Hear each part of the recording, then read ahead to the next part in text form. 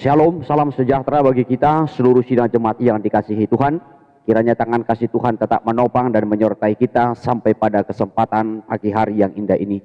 Kembali kita bertemu dalam program Pagi Damai. Kali ini kita akan mengikuti edisi Manfaat Firman Allah yang dikutip dari kitab 2 Timotius dari pasalnya yang ketiga dari ayatnya yang ke-16. Demikianlah firman Tuhan. Segala tulisan yang diilhamkan Allah memang bermanfaat untuk mengajar, untuk menyatakan kesalahan, untuk memperbaiki kelakuan, dan untuk mendidik orang dalam kebenaran. Puji Tuhan, saudara. Firman ini menyatakan tentang manfaat firman Allah. Betapa pentingnya firman Allah dalam kehidupan kita sehari-hari. Bahkan setiap hari kita sangat membutuhkan firman Allah. Ada 4 hal manfaat utama yang dikatakan di sini, saudara, daripada firman Allah. Yang pertama-tama, bahwasanya segala tulisan yang diilhamkan Allah atau firman Allah itu memang bermanfaat. Pertama-tama itu dikatakan untuk mengajar. Firman Allah itu bermanfaat untuk mengajar kita, supaya kita dapat mengerti dan kita dapat membedakan antara yang benar dan yang salah, antara yang baik dan yang jahat. Oleh firman Allah lah, atau melalui firman Allah lah, kita dapat memahami ataupun kita dapat membedakannya. Tanpa firman Allah yang adalah kebenaran, tanpa firman Allah yang adalah kudus, saudara, kita tidak akan pernah bisa mengerti mana yang benar, mana yang salah, mana yang baik, mana yang jahat. Kita tidak dapat membedakannya. Sama seperti penduduk Niniwe, saudara, mereka tidak dapat membedakan mana tangan kanan, mana tangan kiri. Ya, mereka hidup di dalam dosa. Kadangkala mereka menganggap bahwasanya yang jahat itu juga baik. Ya, saudara, dalam kehidupan kita sehari-hari juga demikian. Kadangkala kita menganggap bahwasanya yang salah itu benar, bahkan juga yang jahat itu kita anggap baik, saudara. Tetapi melalui firman Allah lah kita dapat membedakan mana yang benar, mana yang salah, mana kehendak Allah, mana yang bukan kehendak Allah.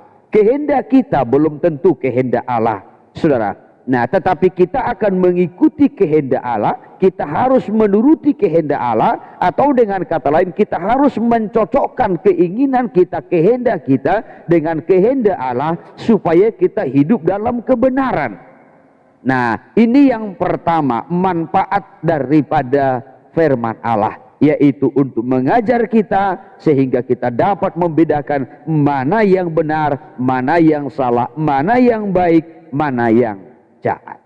Hal yang kedua, saudara, manfaat firman Allah itu dikatakan yang kedua adalah untuk menyatakan kesalahan. Melalui firman Allah lah kita dapat mengetahui kesalahan-kesalahan kita. Apakah kita hidup di dalam kebenaran atau kita sudah menyimpang daripada kebenaran itu? Apakah kita masih berada di jalan yang lurus menuju kepada hidup, atau kita sudah mulai tersesat dari jalan yang sesungguhnya? Jadi melalui firman Allah lah kesalahan kita itu dinyatakan. Baik kesalahan di dalam hati, kesalahan dalam pemikiran, kesalahan di dalam bersikap, kesalahan di dalam perkataan, saudara. Bahkan dalam seluruh segi kehidupan kita, kita bisa mengetahui tentang kesalahan kita. Dan firman itulah yang menyatakannya. Sebagai manusia, seringkali kita menganggap diri kita benar. Sebagai manusia, saudara, seringkali kita menganggap diri kita tidak salah. Ya, kadangkala justru kita berkata orang lain yang salah. Jangan-jangan kita berkata Tuhanlah yang salah. Tetapi melalui firman Allah lah kesalahan kita itu dinyatakan. Oleh sebab itu, ketika firman Allah disampaikan, maka kesalahanmu itu dinyatakan, itu jauh lebih baik ketimbang firman Allah disampaikan, tetapi kesalahanmu, dosa-dosamu tidak dinyatakan. Sebenarnya kalau kesalahan kita itu dinyatakan, itu sangat baik. Kita ratapan mencatat, saudara, dalam ratapan pasalnya yang kedua dari ayatnya yang ke-14, Kalau nabi-nabimu atau hamba-hamba Tuhan tidak menyatakan kesalahanmu guna memulihkan keadaanmu, katanya, itu adalah nabi-nabi palsu. Jadi hamba Tuhan yang benar, saudara, dia akan menyampaikan firman Allah. Walaupun mungkin itu menyatakan kesalahan dosa daripada umat itu, tetapi itu jauh lebih baik supaya umat itu, bangsa itu, ataupun jemaat itu berbalik dari kesalahan kepada hidup yang benar. Ratapan pasal yang kedua ayat 14 dikatakan demikian firman Tuhan. Nabi-nabimu melihat bagimu penglihatan yang dusta dan hampa. Mereka tidak menyatakan kesalahanmu guna memulihkan engkau kembali. Mereka mengeluarkan bagimu ramalan-ramalan yang dusta dan menyesatkan. Ya, dikatakan nabi-nabimu, ya, melihat bagimu penglihatan-penglihatan yang dusta dan hampa, ramalan-ramalan yang dusta dan menyesatkan. Ya, nabi-nabimu atau hamba-hamba Tuhan, ya, tidak menyatakan kesalahanmu guna memulihkan engkau kembali. Jadi sebenarnya kesalahan kita itu dinyatakan supaya kita pulih. Firman Allah itu menyatakan kesalahan kita. Ya sudah, mungkin melalui pemberitaan firman Tuhan yang disampaikan oleh hamba Tuhan, siapa saja itu hamba Tuhan yang menyampaikan firman-Nya. Ya sudah, kalau firman yang disampaikan itu memang menyatakan kesalahan kita, dosa-dosa kita, pelanggaran kita, tabiat-tabiat kita, tujuannya bukan untuk mempermalukan kita, ya sudah, tetapi tujuannya adalah supaya kita pulih kembali. Sebagaimana tadi disampaikan, kadangkala kita tidak tahu kalau kita itu sudah salah. Ya, kadangkala kita tidak tahu kalau kita itu sudah tersesat, sudah menyimpang. Tetapi melalui firman Allah lah disampaikan.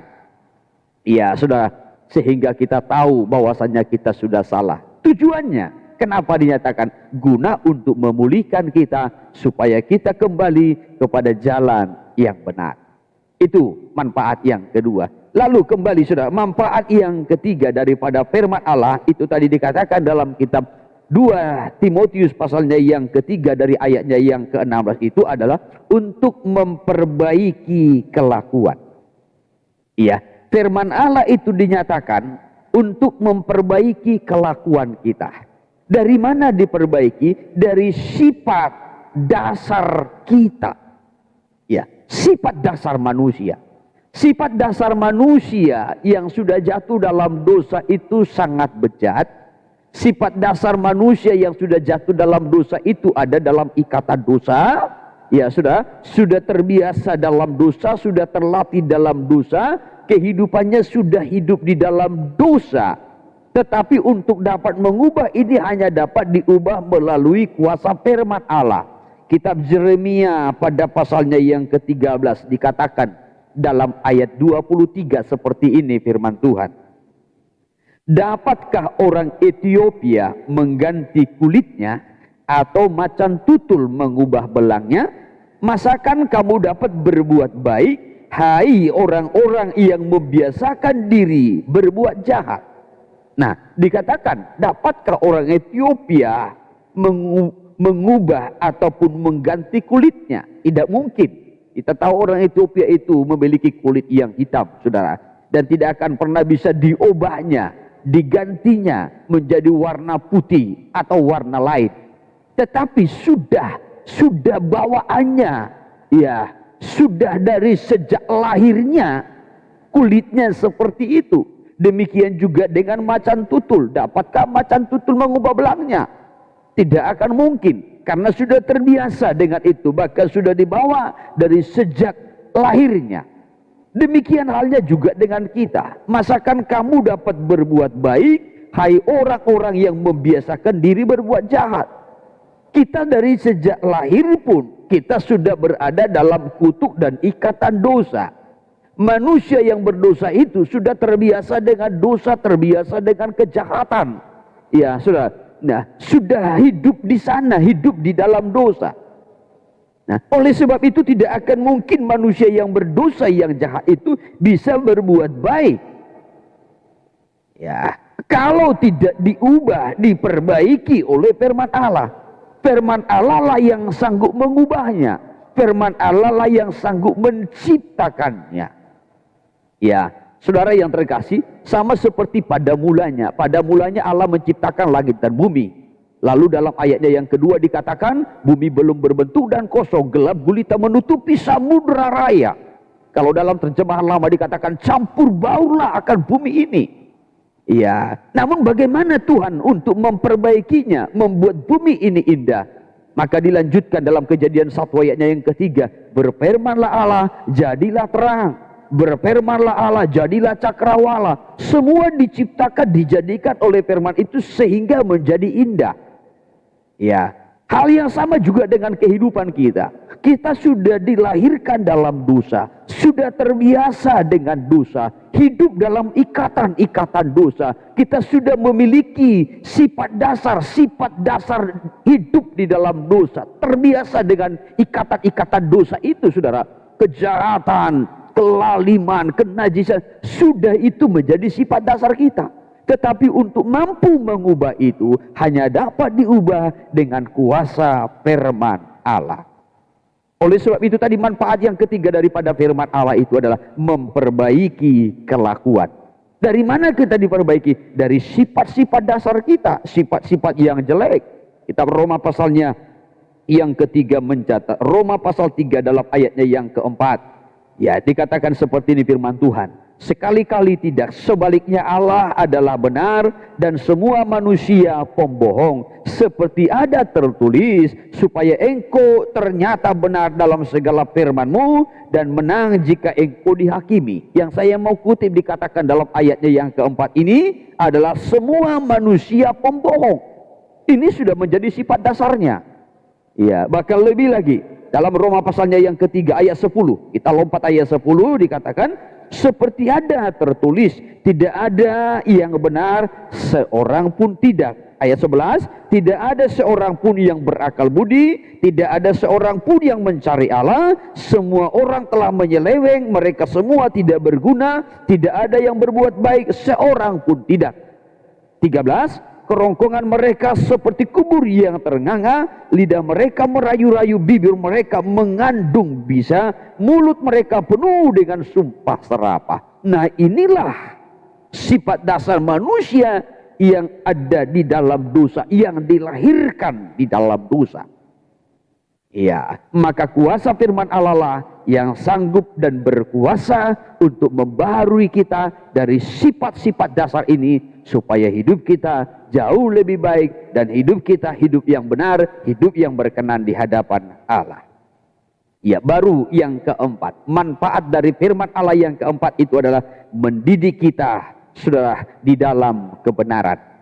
Ya, jadi ada empat dari firman Allah yang dinyatakan dalam 2 Timotius pasalnya yang ketiga ayatnya yang ke-16. Yang pertama-tama tadi mengajar kita supaya kita dapat membedakan mana yang benar, mana yang salah, mana yang baik, mana yang jahat. Yang kedua, menyatakan kesalahan kita guna untuk memulihkan kita. Lalu yang ketiga adalah memperbaiki kelakuan kita dari sifat-sifat dasar kita yang jelek, yang bejat, yang jahat itu.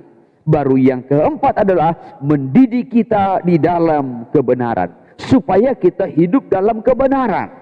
Ya, supaya kita berperilaku yang benar, supaya kita memiliki hidup masa muda yang benar, nikah yang benar, supaya kita memiliki cara bekerja yang benar, berusaha dengan benar. Jadi seluruh kehidupan kita dididik supaya kita hidup di dalam kebenaran. Kalau kita hidup dalam kebenaran, saudara, maka berkatnya kita akan hari demi hari semakin dibawa kepada kekudusan. Yohanes 17 ayat 17 mencatat bahwasanya kuduskanlah mereka dengan firman-Mu, firman-Mu adalah kebenaran. Supaya kita bisa semakin bertumbuh meningkat dalam kekudusan, kita dikuduskan oleh firman Allah yang adalah kebenaran. Jadi kebenaran itu membawa kita kepada kekudusan. Artinya saudara, kalau kita dididik dalam kebenaran, maka hari demi hari kita semakin bertambah kudus. Hari demi hari kita semakin bertambah kudus. Selanjutnya saudara, kalau kita dididik dalam kebenaran, kita hidup dalam kebenaran. Yesaya 32 ayat 17 mencatat, di mana ada kebenaran, di situ akan tumbuh damai sejahtera. Alkitab atau firman Allah mendidik kita dalam kebenaran supaya kita bertambah kudus. Alkitab atau firman Allah mendidik kita di dalam kebenaran supaya kita limpah dengan damai sejahtera. Untuk itu, sidang jemaat yang dikasihi Tuhan, carilah dan bertekunlah dalam firman Allah setiap hari, supaya firman Allah itu akan mengajar kita. Firman Allah itu menyatakan kesalahan kita untuk memperbaiki, guna untuk memulihkan kita, bahkan juga memperbaiki kelakuan kita dari sifat dasar kita, saudara, bahkan mendidik kita di dalam kebenaran sehingga kita terus semakin bertumbuh dalam kekudusan, limpah dengan damai sejahtera. Puji Tuhan, kiranya Tuhan memberkati kita. Haleluya.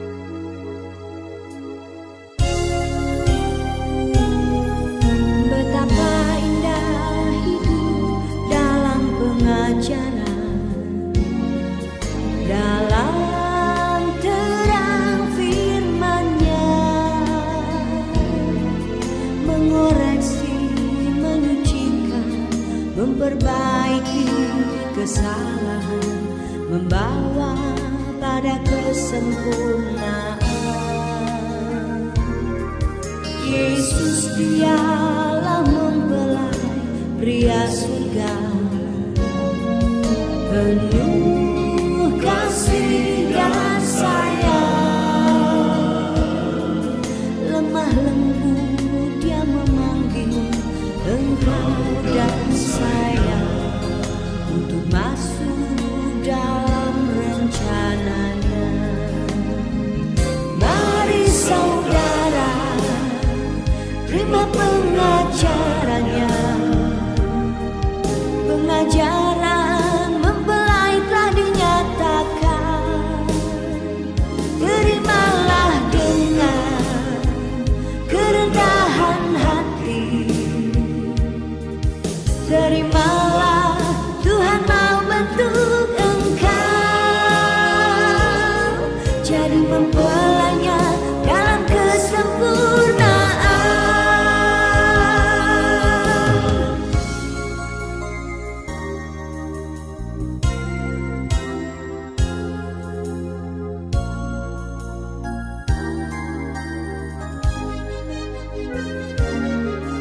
Yesus dialah mempelai pria surga, penuh kasih dan sayang. Lemah lembut dia memanggil engkau dan saya untuk masuk dalam rencananya. Mari saudara, terima pengajarannya. Pengajaran mempelai telah dinyatakan. Terimalah dengan kerendahan hati. Terima